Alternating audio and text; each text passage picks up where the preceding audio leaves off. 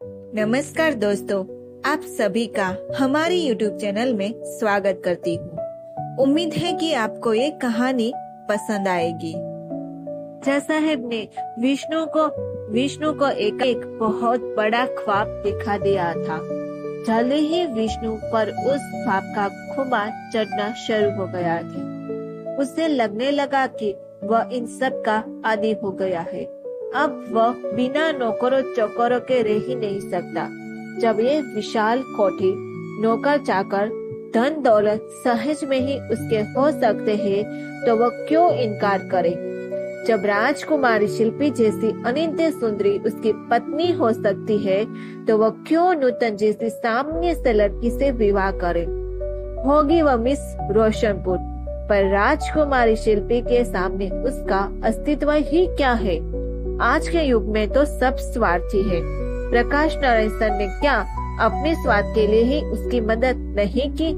Class में इतने सारे और भी तो लड़के थे, उन्होंने उनकी तरफ तो कभी भी ध्यान नहीं दिया। उनसे तो उन्हें अपनी ट्यूशन का एक एक पैसा वसूल कर लिया था। प्रकाश नारायण सर ने शुरू से ही उसे अपने जाल में फंसाने की योजना बना रखी थी। एक गरीब लड़के की उन्होंने अपने स्वार्थ के लिए ही सहायता की थी। अब वे उससे इसकी कीमत वसूल कर लेना चाहते हैं। उसने सोच लिया था कि वह प्रकाश नारायण सर के जाल में कब और नहीं फंसेगा। राजा साहब से बिगाड़ करके वह अपना वर्तमान और भविष्य चौपट नहीं करेगा। राजा साहब के पार्टी पूजा आने की खबर जब सारे रोशनपुर में फैल गई हो, तो प्रकाश नारायण सर के कानों तक बात न गई हो, ऐसा कैसे हो सकता था। खबर लगते ही वे तुरंत प्रभावती के घर पहुँचे, लेकिन तब तक राजा साहब अपने लाव लश्कर के साथ जा चुके थे। अब सब कुछ इतना अप्रत्याशित था कि प्रभावती खुद हैरान थी। वे उनका सामना करने से झिझक रही थी, पर सामने पड़ने बोली, आइए भाई साहब। प्रकाश नारायण सर बोले, बहन जी, ये मैं क्या सुन रहा हूँ। आपने विष्णु का रिश्ता राजा साहब की लड़की से तय कर दिया। क्या आपको पता नहीं कि मैं अपनी बेटी नूतन की शादी उससे करना चाहते हो। प्रभावती बोली, भाई साहब, आप तो जानते हैं कि मैं इस शहर से निकलकर कभी नहीं गई। आपने ही विष्णु को बाहर पढ़ने के लिए भेजा था। आज उसके सारे पत्र भी आपके ही पते से आते हैं। आपको उसने शायद कभी इस बारे में बताया हो। प्रकाश नारायण सर बोले, नहीं, ऐसा कुछ नहीं है। अगर ऐसा कुछ उसके मन में था तो उसे पहले ही बता देना चाहिए था। अगर उसके मन में कोई खोट था तो यहाँ आने पर वह क्यों नूतन के साथ शहर भर में घूमता रहा। अब मैं इस बारे में क्या कहूँ। मुझे न तो अपने कभी कुछ खुलकर बताया और न ही विष्णु ने। इस बात पर तो मुझे खुद ही हैरानी हो रही है। विष्णु की सारी जिम्मेदारी तो आप पर थी। मैं कौन होती हूँ राजा साहब की बेटी से अपने बेटे का रिश्ता तय करने वाली। मेरी इतनी औकात ही कहाँ है भाई साहब। तो फिर आपने राजा साहब की दी गई ये वस्तु रख क्यों ली। आपको मुझे सूचना देनी चाहिए थी। राजा साहब से मैं बातचीत करता। इस सब चीजें देखकर शायद आपकी नीयत बदल गई हो। मेरे सारे एहसान आप एक पल में ही भूल गए। प्रकाश नारायण सर कमरे में सजे थालों को देखते हुए बोले। इस समय वो बहुत गुस्से में थे। मेवा, फल, मिठाई, जवेर और कपड़ों से भरा शगुन से 51 थाल जैसे उनके मुंह चिढ़ा रहे थे। तो मैं क्या करती भाई साहब। अचानक राजा साहब अपने लाव लश्कर के साथ आ धमके थे। मेरी तो कुछ समझ में नहीं आ रहा था कि क्या करूं। मैं क्या उनका अपमान कर लेती। मैंने तो उसी समय चंदू को आपको बुलवाने भेजा था, पर आप घर पर थे ही नहीं, तो मैं क्या करती। अब आप मुझे ही दोष दे रहे हो। मैं क्या इस सब चीजों की भूखी हूँ। आप इस सब सामान बाहर नाली में फिकवा दीजिए और कल ही महानगर जाकर मेरे विष्णु को बुला लीजिए। अगले ही इतवार को मंदिर में दोनों की शादी कर दीजिए। मुझे शादी में कोई धूम धड़ाका नहीं चाहिए। मैं गरीब विधवा जरूर हूँ, पर मेरी नीयत एकदम साफ है। मुझे किसी तरह का लालच नहीं है। मैं तो यह भी नहीं जानता कि मेरा लड़का वहाँ कैसे लोगों के बीच में रह रहा है। आप बस मेरे विष्णु को लाकर मुझे सौंप दीजिए, इसके बाद आप जो कहेंगे मैं वही करूँगी। प्रभावती की बात सुनकर प्रकाश नारायण सर का गुस्सा एकदम शांत होगा। उन्हें महसूस हुआ कि इसमें प्रभावती की कोई भी गलती नहीं है।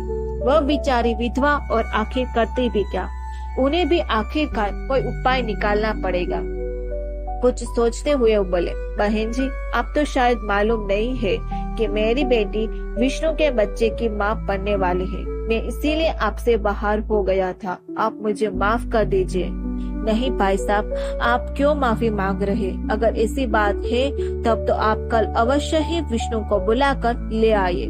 मंदिर में ही दोनों की शादी हो जाएगी तो हर्ष क्या है, हम लोगों की इज्जत तो बची रहेगी। मुझे अपने बेटे को राजा साहब के हाथों नहीं बेचना है।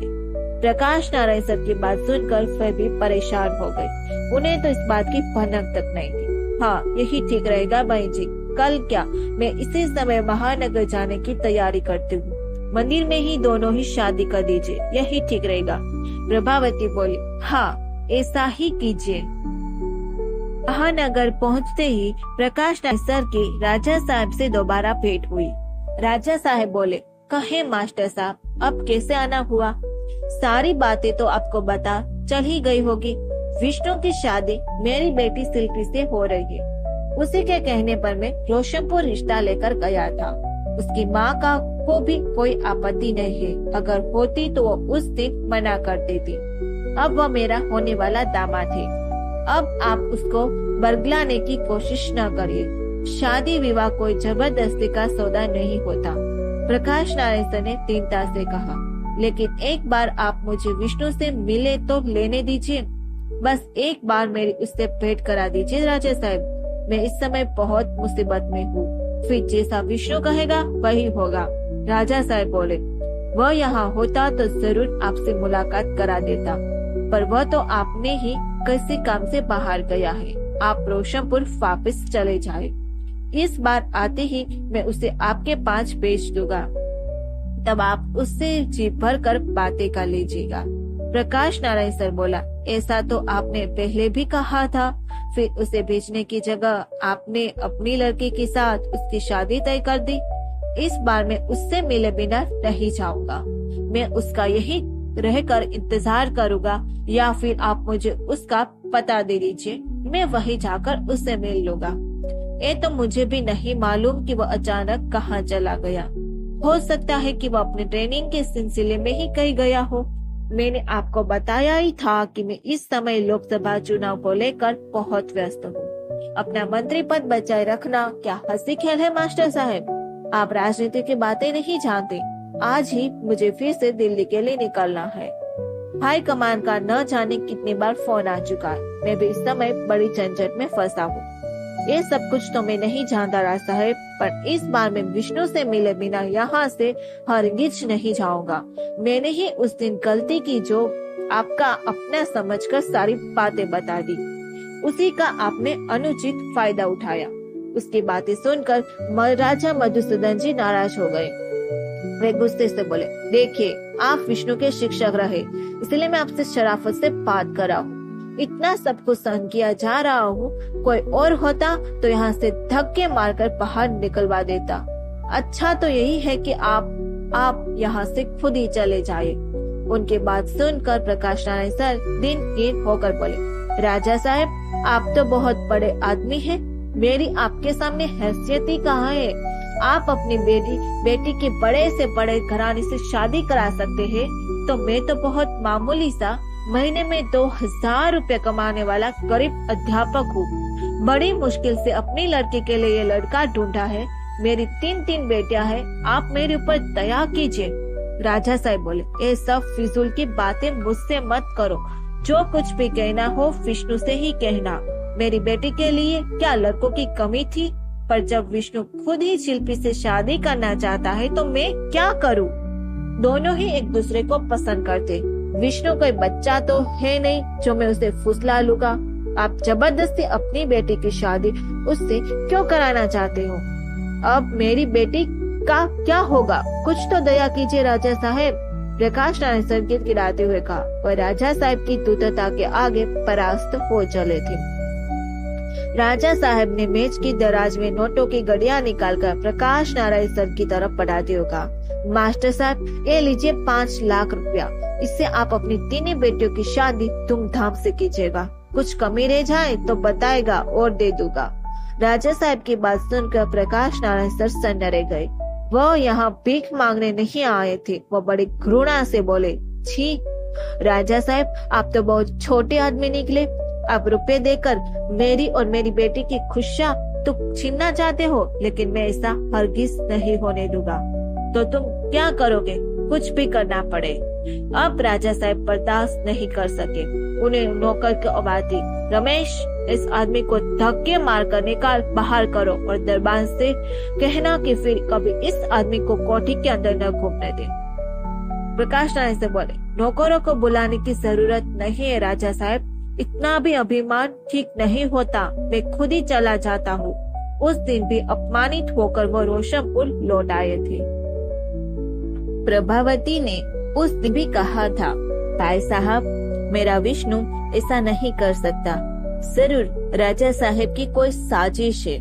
आप ऐसा कीजिए, एक बार मुझे राजा साहब के पास ले चलिए। वे मुझे तो विष्णु से मिलने से नहीं रोक पाएंगे। उससे एक बार मिलकर मैं सारी बात जानना चाहती हूँ। प्रकाश नारायण सर को भी ये बात ठीक लगी। उनकी अभी तक एक बार भी विष्णु से भेंट नहीं हो पाई थी। ऐसा तो नहीं है कि लड़का राजा साहब के दबाव में हो। उनकी मर्जी बिना के ही शादी हो रही हो। उससे मिले बिना तो कोई भी बात स्पष्ट नहीं हो सकती। विष्णु उनके एहसानों का बदला इस तरह नहीं दे सकता। प्रभावती बहन ठीक ही कह रही है। आपकी बात भी ठीक है बहन जी। विष्णु ऐसा करेगा मुझे भी यकीन नहीं हो रहा है। आप तो उसकी माँ है। आपको राजा साहब उससे मिलने से कैसे रोक सकते हैं? तब तो हमें कल सुबह ही निकल लेना चाहिए। देर करने से क्या फायदा? मेरा मन भी न जाने क्यों बहुत बेचैन हो रहा है। मेरा विष्णु किसी आफत में न पड़ गया हो। प्रभावती ने आशंका व्यक्त की। प्रकाश नारायण सर भी उनकी बात सुनकर आशंकित हो उठे। नूतन उन दिनों की बातें किवाड़ की ओर से सुन रही थी। अचानक वह कमरे में आकर बोली, पिताजी, कल मैं भी आप लोगों के साथ महानगर चलूंगी। तुम वहाँ जाकर क्या करोगी बेटी? हम लोग तो जा ही रहे। नहीं, मेरा जाना भी जरूरी है। ये मेरी जिंदगी से जुड़ा फैसला है। फिर भी तुम्हारा यूँ जाना क्यों ठीक रहेगा?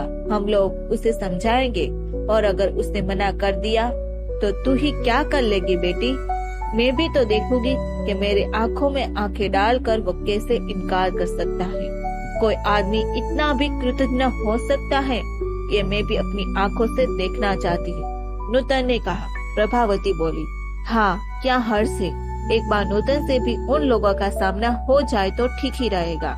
मैं भी राजा साहब से कहूँगी, आंखें खोल कर देख लीजिए, यही है मेरी बहू। इसके सिवाय मैं किसी को भी अपनी बहू स्वीकार नहीं करूँगी। प्रकाश नारायण सर बोले, तब ठीक है बहन जी, यही तय रहा। दूसरे दिन सुबह की 4 बजे प्रकाश नारायण सर, प्रभावती और नूतन महानगर के लिए रवाना हो गए। महानगर पहुंचकर उन्होंने किराए पर टैक्सी की और राजा साहब की कोठी पर जा पहुंचे। दरवाजे पर दरबान खड़ा था। उसने देखा कि ये तो वही सज्जन चले आ रहे हैं जिन्हें कल राजा ने दुत्कार कर भगा दिया था। उनके साथ एक औरत और लड़की भी है। उस बेचारे को मास्टर साहब पर तरस आ गया। वह भी गरीब आदमी था। प्रभावती ने कोठी के दरवाजे पर पहुंचकर दरबान से कहा, राजा साहब है भैया? हाँ है तो माँ जी, कहिए क्या काम है? तो उनसे जाकर कहो कि रोशनपुर से विष्णु की माँ आई है। आप जमाई बाबू की माँ है? दरबान ने कुछ हैरानी से पूछा। उसकी ये बात उन तीनों को खटक गई। हाँ, मैं विष्णु की माँ हूँ। राजा साहब से जाकर कहो कि मैं उनसे मिलना चाहती हूँ। प्रभावती ने खुद को संभालते हुए कहा, जरूर सरकार, आप लोग अंदर आकर गेस्ट रूम में बैठिए, मैं मालिक को सूचित करता हूँ। नहीं, मैं यहीं पर ही ठीक हूँ। तुम जल्दी से जाकर राजा साहब को सूचित करो। प्रभावती ने कुछ नाराजगी से कहा, आप लोग अंदर आकर गेस्ट रूम में बैठे। सरकार, आप यही खड़ी रहोगी तो मालिक मुझे डांटेंगे। आप तो उनकी समधन जी है। मैं गरीब आदमी हूँ सरकार, क्यों मेरी नौकरी लेने पर तुली हो? आइए आइए सरकार, अंदर आइए। मैं अभी मालिक के पास खबर भिजवाई देता हूँ, कहता हूँ। नौकर उन्हें रास्ता दिखाने लगा। प्रभावती ने प्रकाश नारायण सर की तरफ देखा। उन्होंने इशारे से उन्हें अंदर चलने के लिए कहा। उन लोगों के गेस्ट रूम में बैठने के 15 मिनट के बाद राजा साहब आए। बोले, वाह बहन जी, आप अचानक चली आई। पता होता तो रोशनपुर कार भिजवा देता। आपको कोई परेशानी तो नहीं हुई? वे रूखे स्वर में बोली, हाँ राजा साहब, मुझे अचानक ही आना पड़ा। मुझे इसी समय विष्णु से मिलना है। आपने मेरे बेटे को कहाँ छिपा रखा है? विष्णु से? इस समय? मगर क्यों? क्या मास्टर साहब ने आपके कान भरे हैं बहन जी? मेरे किसी ने कान नहीं भरे हैं। मैं कान की इतनी कच्ची भी नहीं हूँ। विष्णु मेरा बेटा है। क्या मैं उससे मिल नहीं सकती? हाँ हाँ, क्यों नहीं बहन जी, पर इस समय तो वह घर पर नहीं है। ये बात तो मैंने मास्टर साहब को कल ही बता दी थी। जब वो लौट कर आएगा तब आप उससे मिल लीजिएगा। पर आपको अचानक उससे क्या काम पड़ गया? 2-4 दिन बाद तो वह खुद ही आपसे मिलने रोशनपुर जाने वाला था। वे बोली, हाँ राजा साहब, बहुत जरूरी काम है। ये प्रकाश नारायण सर भाई साहब है, इनके हम पर बहुत एहसान है। जी हाँ, मैं इन्हें जानता हूँ। ये विष्णु के शिक्षक रहे हैं। ये पहले भी 2-4 बार यहाँ पर आ चुके हैं, पर आपने हर बार उन्हें मानित करके यहाँ से लौटा दिया है। नहीं तो बहन जी, मैं तो इन्हें कल भी आराम से समझा चाह रहा था, पर ये ही देश में आ गए थे। ये इनकी बेटी नूतन है राजा साहब। अच्छा, तो इस सारा कांड इसी लड़की को लेकर है बहन जी? कैसा कांड? इसी लड़की ने विष्णु को अपने प्रेम जाल में फंसा रखा है। अब ये सज्जन आपको ब्लैकमेल कर रहे हैं और जबरदस्ती अपनी लड़की की शादी विष्णु से करना चाहते। ऐसा बिल्कुल भी नहीं है। शायद आप मेरी बात ठीक से समझे नहीं है। ये बहुत ही भले आदमी है। खैर, भले ही सही, मैं इन्हें काफी रुपए देने को तैयार हूँ। बस ये लड़की विष्णु को बेकार में ही बदनाम करना छोड़ दे। छी राजा साहब, आप इतने बड़े आदमी होकर कितनी ऊंची बातें कर रहे हो। आज इनके एहसानों से ही विष्णु यहाँ तक पहुँचा है। बहन जी, एहसान तो मैंने भी विष्णु पर कम नहीं किए। आज वह मेरे ही कारण कलेक्टर बनने जा रहा है, नहीं तो वह भी एक मामूली सा अध्यापक बनकर इन्हीं की किसी तरह छोटे से स्कूल में पढ़ा लिखा रहा होता। लेकिन छोड़े ये सब बातें। मैं भी मास्टर साहब का बहुत शुक्रगुजार हूँ, जो उन्होंने विष्णु की पढ़ाई लिखाई में इतनी मदद की। मैं तो उन्हें इतना रुपया देना चाहता हूँ जिससे ये अपनी तीनों लड़कियों की शादी बड़े ही धूमधाम से कर सकते हैं। हम लोग यहाँ आपको ब्लैकमेल करके रुपए बटोरने नहीं आए हैं राजा साहब। हम तो यहाँ अपने बेटे विष्णु को लेने आए हैं। नूतन मेरी होने वाली बहू है। ये आप क्या कर रहे हैं बहन जी? एक दुष्चरित्र लड़की से आप अपने होनहार बेटी की शादी करेंगे? दुष्चरित्र? ये आप क्या कर रहे हैं राजा साहब? आप होश में तो हो? मेरी बहू के लिए ऐसा कहने वाले आप होते कौन है? प्रभादेव ने बहुत ही कड़ाई से ऐतराज किया। मैं सही कह रहा हूँ बहन जी। जो लड़की शादी से पहले ही गर्भवती हो जाए वो दुष्चरित्र नहीं तो और क्या है? मैं जानती हूँ, पर ये बच्चा विष्णु का है। उससे भूल हुई है। इसमें इस बेचारी भोली भाली लड़की की कोई गलती नहीं है। मैं इसे बचपन से जानती हूँ। इसके चरित्र पर कीचड़ उछालने का हक आपको नहीं है। आप कैसे कह सकती है कि ये बच्चा विष्णु का ही है? इन 5 सालों में तो विष्णु कभी कभार ही रोशनपुर गया है। तो आप बुलाए विष्णु को। एक बार वह नूतन की आंखों में आंखें डालकर मेरे सामने ये कह दे कि ये बच्चा उसका नहीं, तो मैं तुरंत यहाँ से वापस चली जाऊंगी। मैं समझ लूंगी कि वो मेरा लड़का ही नहीं है। आप उससे मेरा सामना करवाने से क्यों घबरा रहे हैं? विष्णु तो यहाँ है ही नहीं बहन जी। वह अगर इस समय यहाँ होता तो मैं जरूर इस लड़की से उसका सामना करवाता। फिर तो बात एकदम शीशे की तरह साफ हो जाती। आखिर वह इतने दिनों से है कहाँ? आप मुझे उसका पता ठिकाना बताइए, मैं वहीं उससे जाकर मिलूंगी। और अगर आपको उसका पता ठिकाना नहीं मालूम है तो मैं आज ही पुलिस में उसकी गुमशुदगी की रिपोर्ट लिखवाऊंगी। इसकी कोई जरूरत नहीं बहन जी। दरअसल विष्णु और शिल्पी 1 महीने के लिए स्विट्जरलैंड गए। स्विट्जरलैंड क्यों? हनीमून मनाने। क्या? हाँ, पिछले ही इतवार को दोनों ने शादी कर ली है। आपने मुझे बताया तक नहीं। मैं क्या करता बहन जी, विष्णु ने ही मना किया था। उसे तो इन्हीं माँ बाप बेटे का डर था कि एक शादी के वक्त आकर कोई तमाशा न खड़ा कर दे। अब वहाँ से लौटकर वो दोनों आपके पास रोशनपुर आशीर्वाद लेने जाएंगे। इसके बाद भी अगर आप पुलिस में रिपोर्ट करना चाहते हैं तो आपकी मर्जी। इससे तो आप लोगों की ही बदनामी होगी। सुनकर प्रभावती हतप्रभ रह गई। 2 क्षण को उनके सामने अंधेरा छा गया। उनका विष्णु ऐसा भी कर सकता है, उन्हें अब भी विश्वास नहीं हो रहा था। प्रकाश नारायण सर और नूतन भी हैरान रह गए। उनकी रही सही उम्मीदों पर भी पानी फिर गया था। ठीक उसी समय नौकर आकर नाश्ते की प्लेट लगाने लगे। उन्हें इस तरह हैरान देखकर राजा साहब ने कहा, अब जो कुछ हुआ उसे भूल जाए मास्टर साहब। लीजिए, आप लोग नाश्ता कीजिए। आज जितना भी रुपया चाहेंगे मैं आपको दूंगा। इससे मेरी भी क्या गलती है? मैं जब रोशनपुर रिश्ता लेकर गया था तब तो मुझे किसी ने कुछ नहीं बताया था। तब मैं भी क्यों इस विष्णु के चक्कर में पड़ता? शिल्पी के लिए क्या लड़कों की कमी थी? शादी एक बार तय होकर टूट जाए तो खानदान की कितनी बदनामी होती है। आप ठीक कहते हैं राजा साहब। जब मेरा बेटा ही कपूत निकला तो मैं किससे दोष दूं? चलिए भाई साहब, अब कुछ बचा नहीं है। मैं तो बहुत ही शर्मिंदा हूँ। मेरा बेटा मर गया होता तब भी शायद मुझे इतना दुख नहीं होता जितना कि इस समय हो रहा है। आप विष्णु के लौटने तक यही रुके बहन जी। अपनी बहू से भी मिलकर जाएगा। विष्णु से मिलकर आप हर तरह से तसल्ली कर लीजिएगा। अगर आप उससे बिना मिले लौट गई तो मैं विष्णु को क्या जवाब दूंगा? कहेगा कि वह आज से मेरे लिए मर गया है। आज से मेरा उसके साथ कोई संबंध नहीं है।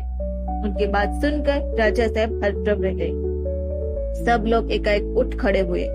नूतन अभी तक खामोशी से सबकी बातें सुन रही थी। उसका चेहरा न जाने कैसा पीला पीला सा हो रहा था। उनकी तो जैसे दुनिया ही उजड़ गई थी। बड़ी मुश्किल से वह उठकर खड़ी हो गई और उसकी आंखों के सामने अंधेरा छा रहा था। वह 2 कदम लड़खड़ाकर चली भी। अचानक उसे न जाने क्या हुआ। राजा साहब की तरफ बहुत ही घृणा से देखते हुए उसने कहा, राजा साहब, आपने एक गरीब लड़की की जिंदगी उजाड़ी है, उसे अपमानित किया है, उससे दुचरित्र कहकर गाली दी है, उसके प्यार की कीमत लगाई है। देखना, आपकी लड़की भी कभी सुखी नहीं रहेगी और नहीं विष्णु। हम लोग तो आज आपके सामने असहाय है, पर एक दिन भगवान आपको जरूर सजा देगा। याद रखना मेरी बात। राजा साहब उसकी बातें सुनकर व्यंग मिश्रित हंसी हंसकर बोले, ओ तो तुम मुझे शाप दे रहे हो लड़की? चल देखेगी कि तेरे शाप में कितना दम है। मैंने तुम जैसे बहुरूपियों बहुत देखे हैं। बाप बेटी मिलकर मुझे ठगने आए हो। शाप ही समझ लीजिए राजा साहब। मेरी बुट्टू बुआ कहती है कि गरीब की आह से जरूर अहंकारी का सर्वनाश होता है। देखना, एक दिन विष्णु का भी सर्वनाश होगा। उसने मेरे पवित्र प्यार को गाली दी है। ठग हम लोग नहीं, ठग तो आप मुझ गरीब को रहे राजा साहब। पर याद रखना, एक दिन आप भी बर्बाद हो जाएंगे। ये कहकर नूतन उत्तेजना से कांपने लगी। उसका ये रूप देखकर एक बार तो राजा साहब भी सिहर उठे। पर वो पूरे गाग थे। ऐसे हालात का सामना करना बखूबी जानते थे। उनके सामने भावनाओं की कोई कदर नहीं थी। वो बेशर्मी से खड़े वैसे ही मुस्कुराते रहे। प्रकाश नारायण सर उसका हाथ पकड़कर बहुत ही हताश और थके हुए स्वर में बोले, आओ चले बेटी, नहीं तो ये कोठी विष्णु की तरह हम लोगों को भी निकल जाएगी। फिर वह सहारा देकर नूतन को कोठी से बाहर ले गए। कोठी के नौकर चाकर बड़ी बेबसी से उन लोगों को जाता देखते रहे थे। वह सब भी गरीब आदमी थे, बेचारा कर भी क्या सकते थे, पर वह सब इस घटना के साक्षी जरूर थे। टैक्सी बाहर खड़ी थी। वे लोग जिस टैक्सी में बैठकर आए थे उसी में बैठकर वापस स्टेशन लौट गए।